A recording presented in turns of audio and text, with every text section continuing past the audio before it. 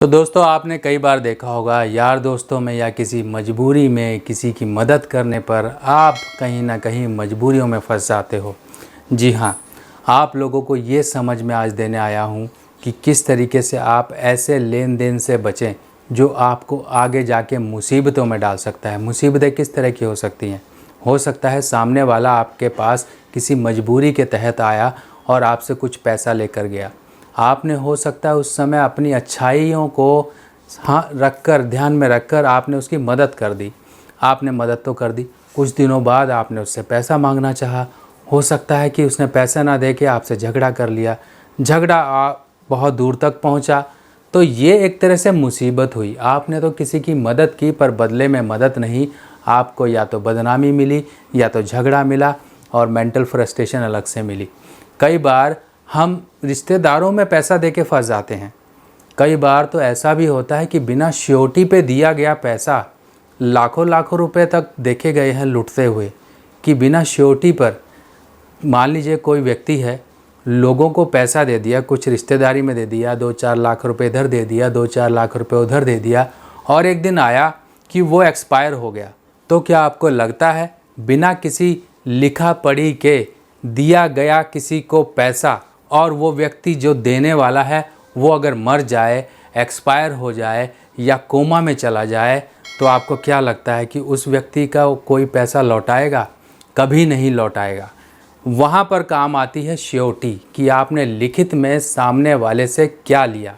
क्या आपने कोई ब्लैंक चेक लिया? क्या कोई आपने अमाउंट का चेक लिया? क्या कोई आपने पेपर पे लिखवाया? क्या आपने श्योरिटी ली? ये ज़रूरी हो जाती है उन लोगों के लिए जिनकी भी कुंडली में मंगल और शनि का योग है, शुक्र 7वें भाव में है या फिर राहु 7वें भाव में है। अब ये 3-4 कंडीशंस हैं, इनको समझ लो कि कैसे आदमी बर्बाद हो जाता है। आपके पास कोई आया, आपका यार दोस्त ही आया, पैसा लेके चला गया, आपने दे दिया, चलिए ठीक है, दे दिया, आपने उसकी मदद कर दी क्योंकि वो आपका दोस्त था। पर क्या आपको पता है उसके मन में क्या चल रहा था? उसके मन में ये चल रहा था कि मैं कैसे किसी से पैसा ऐंठूं, चाहे वो दोस्त हो, चाहे वो अपना बाप ही क्यों ना हो। ऐसे लोग हर किसी को धोखा देने वाले होते हैं और आप ऐसे जाल में फंस जाते हो, बाद में तो लड़ाई झगड़े ही होते हैं। तो आपको ये ध्यान रखना है।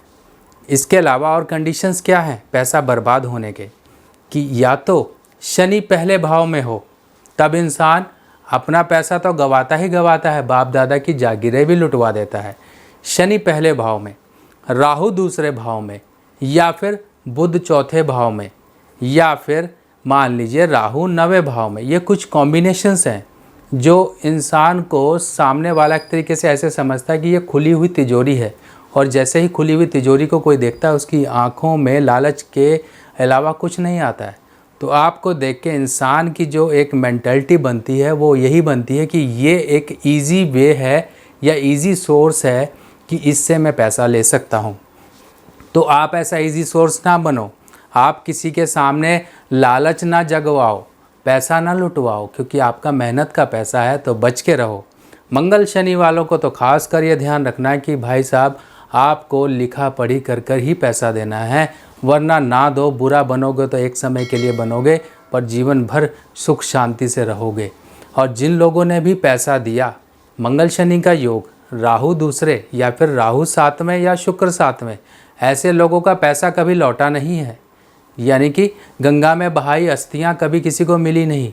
तो आपके साथ ऐसा ना हो, आप ना लुटो, तो ध्यान रखो। और साथ ही साथ कई बार ऐसा भी होता है कि रिश्तेदार अपने काम में आते हैं, आपको लगा कि चलो मेरा साला है, बहुत मजबूरी में है, इसकी मदद कर देंगे तो कल को ठीक रहेगा, ये भी स्टेबल हो जाएगा, स्टैंड हो जाएगा। पर आपको नहीं पता कि आपकी कुंडली में अगर शुक्र 7वें में है, शुक्र 7वें में, या फिर शुक्र और शनि का योग है कुंडली में कहीं पर भी, तो कभी भी ससुराल वालों को अपने कारोबार में शामिल मत करना, वरना लुटते हुए लोग आपने बहुत देखे होंगे। इसके अलावा जिसकी भी कुंडली में राहु 7वें भाव में है, ऐसे व्यक्ति को अपने ही लूट लेते हैं, चाहे वो यार दोस्त हो, चाहे अपने रिश्तेदार हो, कोई भी हो, लूटने के लिए तुरंत खड़े होते हैं कि कब मौका मिले सामने वाले को ऐसा लूटो कि उसकी चमड़ी भी उधेड़ दो। तो आप थोड़ा ध्यान रखिए। अब आपको क्या करना है, मान लीजिए राहु 7वें भाव में है या फिर शुक्र 7वें भाव में है, तो उपाय आपके तभी काम करेंगे जब आप सावधानियां बरतते हो। उपाय जो आप करोगे आपकी जिसे हम कहते हैं एक मनोशक्ति, उसको मजबूत करके रखेंगे। इसके अलावा आपकी बाकी एरियाज़ ऑफ लाइफ है उसको भी दुरुस्त करने में काम करेंगे। मान लीजिए राहु 7वें भाव में है, काले नीले कपड़ों का परहेज करिए। एक घर में कोई आपके बर्तन हो स्टील के जिसमें आटा चावल रखते हैं, 1 लीटर का कोई डब्बा लीजिए, उसके अंदर नदी नहर का पानी भरिए, चांदी का चौकोर टुकड़ा डाल के ढक्कन लगा के डब्बा अपने घर में बेडरूम में परमानेंट रखिए।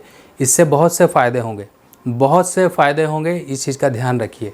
अब इसके बाद मान लीजिए शुक्र है 7वें भाव में, तो ऐसा व्यक्ति समय समय पर मंदिर में कुछ ना कुछ दान करता रहे, जैसे कि कांसे की कटोरी में दही भर के भी अगर वर्ष में एक बार दान कर दिया करे तो बहुत अच्छा है। अगर मान लीजिए राहु दूसरे भाव में है तो चांदी की गोली लीजिए 4 ग्राम की, उसके ऊपर गोल्डन कलर का नेल पेंट करिए और अपनी पॉकेट में आप हमेशा रखिए। अगर गले में पहनना चाहते हैं तो सोने की पहन लीजिए। और इसके साथ साथ कई बार इंसान को बुध भी लुटवा देता है। अगर मान लीजिए आपकी कुंडली में बुध 12वें भाव का है तो आपको सावधान रहना चाहिए कि ये बुध आपको कभी ना कभी ऐसी बड़ी चोट, वो भी फाइनेंशियल, दे सकता है कि आप उससे उबर ना पाओ। तो उसका तरीका यही है, वर्ष में एक बार खाली मटकी जो कि आपके सिर से बड़ी हो, पक्की हुई हो, लाल कलर की जो मार्केट में मिलती हैं, ढक्कन के साथ बुधवार के दिन जल प्रवाह कर दिया करें। एक स्टेनलेस स्टील का छल्ला छोटी उंगली में ज़रूर पहन के रखें। बुधवार के दिन एक छल्ला पहने, एक छल्ला जल प्रवाह कर दें, या फिर आप मंदिर के दान पात्र में डालने के बाद ही दूसरा छल्ला अपनी उंगली में पहने। ये एक प्रोसेस है ताकि एक छल्ले को हमने जो वस्तु है, कारक वस्तु बुध और शनि की, वो हमने धर्म स्थान में पहुंचा के शुभ किया, और उस शुभता को पाने के लिए हमने दूसरा छल्ला भी साथ ही साथ पहना। तो ये आप प्रोसेस ज़रूर करिए। बाकी इसके अलावा देखो, सावधानी ही सबसे बड़ा बचाव है। अगर मान लीजिए कोई ऐसा पैसा आपका बिना श्योरिटी के दिया हुआ चला गया है और वो पैसा आपके माँ या बाप या फिर बड़े बुज़ुर्गों ने दिया है, अगर वो नहीं है तो किसी तरीके से बोलचाल से, आपसी सहमति से वो पैसा निकलवाने की कोशिश कीजिए। ज़्यादा ज़ोर ज़बरदस्ती में वो पैसा नहीं निकलेगा। तो दोस्तों, सबसे बड़ी बात है सावधानी ही बचाव। सावधानी कर ली तो आपको कहीं भटकने की ज़रूरत नहीं है। बाकी नई जानकारी के साथ नई वीडियो में फिर मिलेंगे। तब तक के लिए अपने सुभाष भाई को आज्ञा दीजिए। नमस्कार।